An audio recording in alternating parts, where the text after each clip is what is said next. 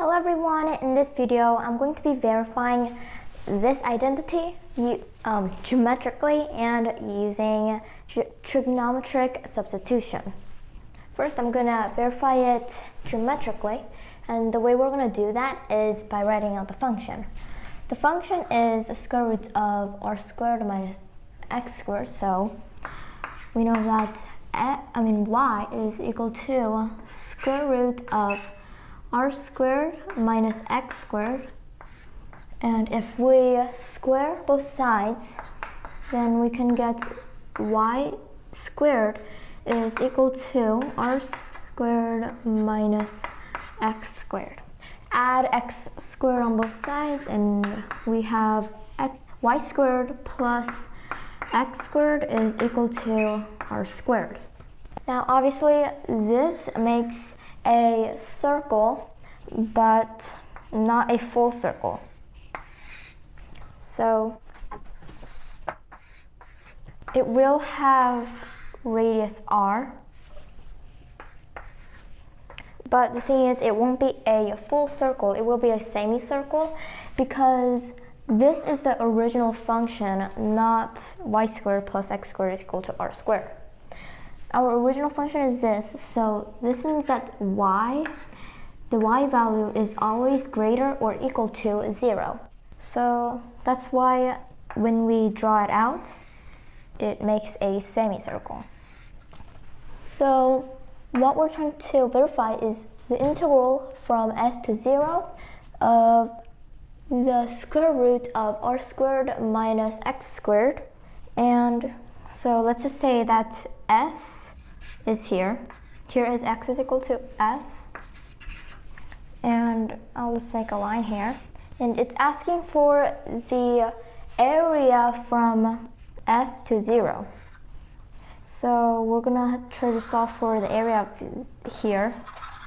But we're going to make a diagonal line and solve for this area separately. So we're going to solve for the area of here first and then this triangle next. The way we're going to solve for the area of this part that looks like a slice of pizza, we're going to say that the angle on this corner is equal to theta. And we know that this length here is r, right? Because that's the radius. And so the area of this part would be equal to, well, if we had a circle, then the area of a circle is pi r squared. But it's not a full circle, we're just solving for the area of this part. So we multiply this by theta over 2 pi. But we're going to have to solve for what the theta is because we didn't originally have the theta and we just practically made it up. So the way we're going to solve for the theta is by using this triangle. So I'll just redraw the triangle here.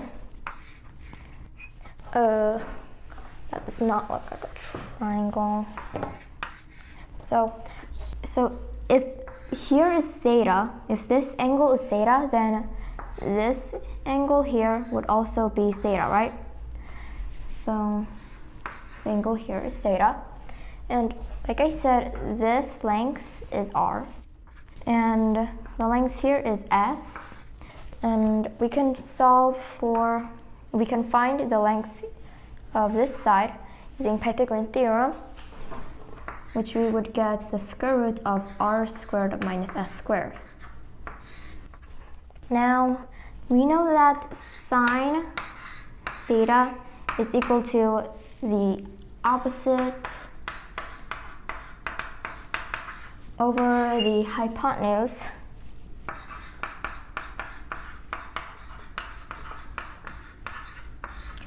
I'm not actually sure if I spelled hypotenuse right, but whatever. So the opposite over the hypotenuse, the opposite in this triangle is the s, right? And the hypotenuse is r. So sine theta is equal to s over r. But what we're trying to solve for is the theta, right? So using theta, sine theta is equal to r over s, we can solve for the theta, which will be equal to arc sine of r divided by s. So we can just replace the the theta here with arc sine of r divided by s. Well, the pi's cancel out, and we have 1/2 times r squared times the theta, which is equal to arc sine of r divided by s. Hold on. I'm sorry, the opposite is s, and the hypotenuse is r. I made a big oopsie here. The opposite is s, and the hypotenuse is r. So we found the area for this part, and then we're going to have to add what we got with the area of this triangle. Well, that would be easy because we already drew out the triangle, and the area of a triangle is equal to 1/2 times the base times height. The base in this triangle is s, so 1/2 times s, and the height, which is equal to square root of r squared minus s squared.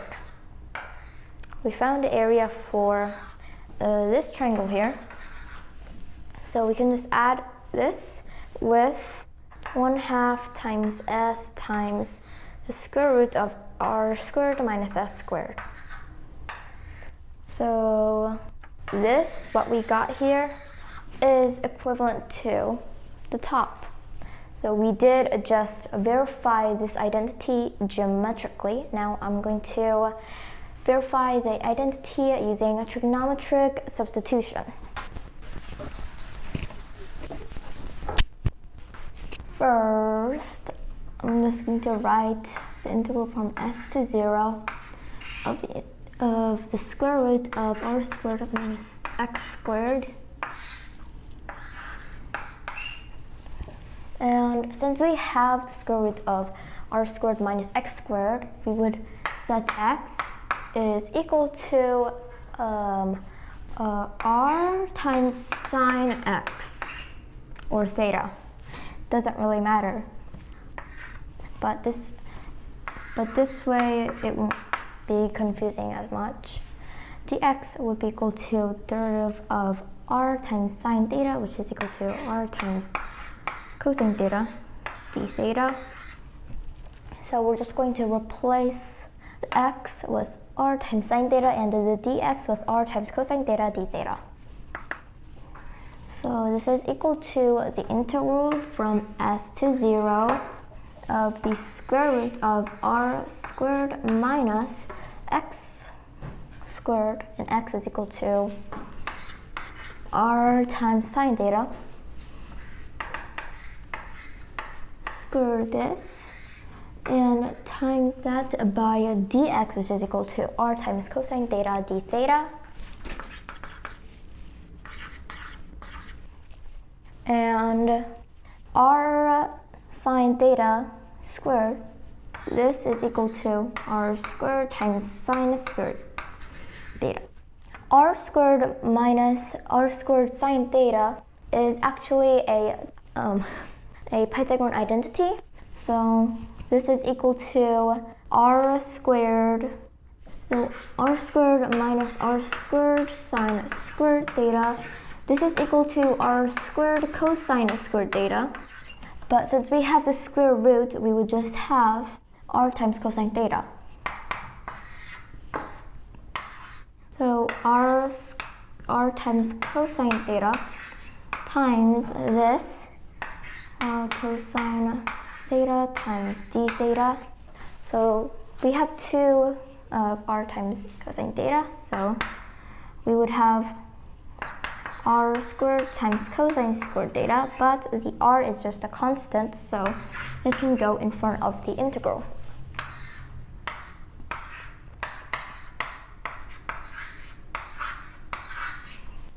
Now, the way we're going to solve for the integral of cosine squared theta is by using cosine 2x. You know that cosine 2 theta is equal to 2 times cosine squared theta minus 1.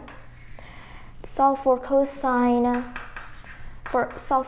squared theta, and we have 1/2 times cosine 2 theta plus 1. We're going to replace this with cosine squared theta, and we would have r squared, but we have the 1/2, so and 1/2 is also a constant, so can go in front with the r squared. And the integral from s to 0 of cosine 2 theta plus 1 d theta. Now, we cannot finally just take the integral, right? Going to bring it back up here, and the integral of cosine 2 theta is equal to 1/2 times sine 2 theta and plus the theta because of the integral of 1. And I forgot a part.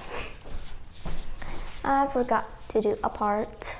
When we set x is equal to r times sine theta, I was actually supposed to put the s and the 0 in here so that we would have new values for the interval. I am so sorry. So if we put in s into x here, then we would have s is equal to r times sine theta. And we're trying to solve for the theta, right? The new value. So if we do that, we'll divide r on both sides first, and you would get s divided by r is equal to sine theta. And if you solve for theta, then you would have arc sine of s divided by r. So that's our new value for the top interval. Arc sine of s divided by r. I'm going to erase this part so it doesn't confuse you guys. And the theta, when you put in the 0 here, the theta would still just be 0, right? And I'll just write the same for all these other integrals.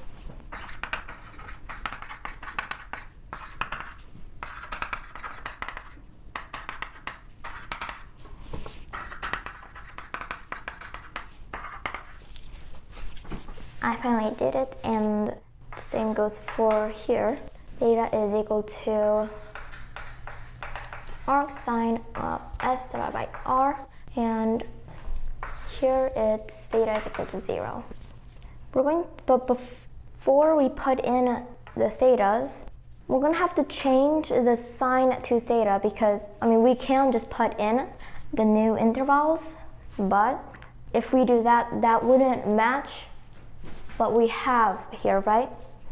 So we're going to have to change the sine to theta. We know that sine to theta is equal to 2 times sine theta times cosine theta, right?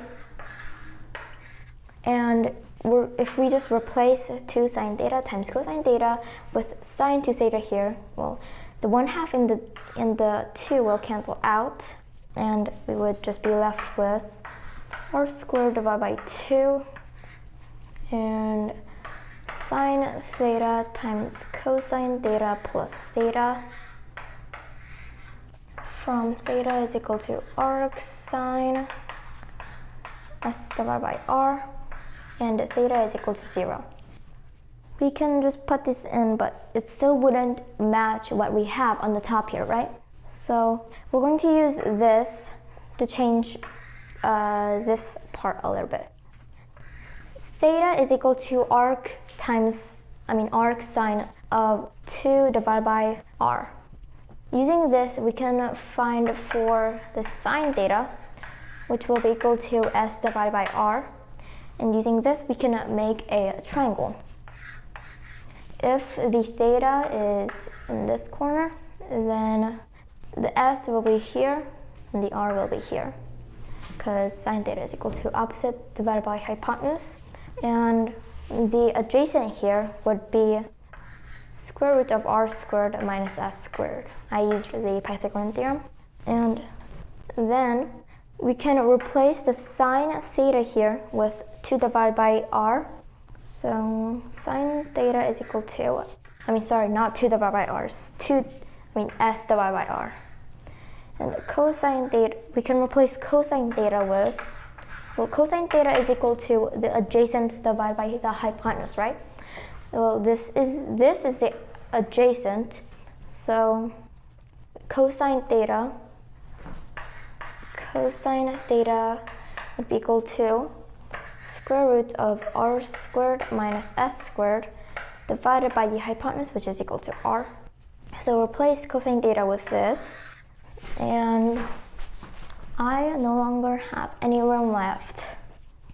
I'll just erase some of the parts. Just here will do for now. So we were left with r squared divided by 2, and if we replace the sine theta and the cosine theta with what we got before, then we would have s divided by r times square root of r squared minus s squared divided by r, and also add the theta,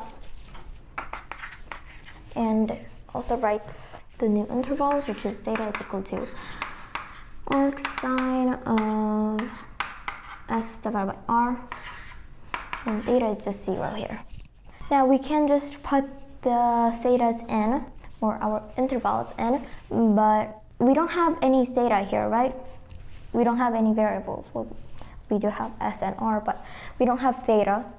So we can just multiply this together, which then we will get r squared divided by 2 times this, which is s times r squared minus s squared divided by r squared, plus this with r squared divided by 2, and we still have to put in the intervals for the theta. Theta is equal to arc sine of s divided by r. You know what, I'll just erase this part. Arc sine, I don't know what I just wrote.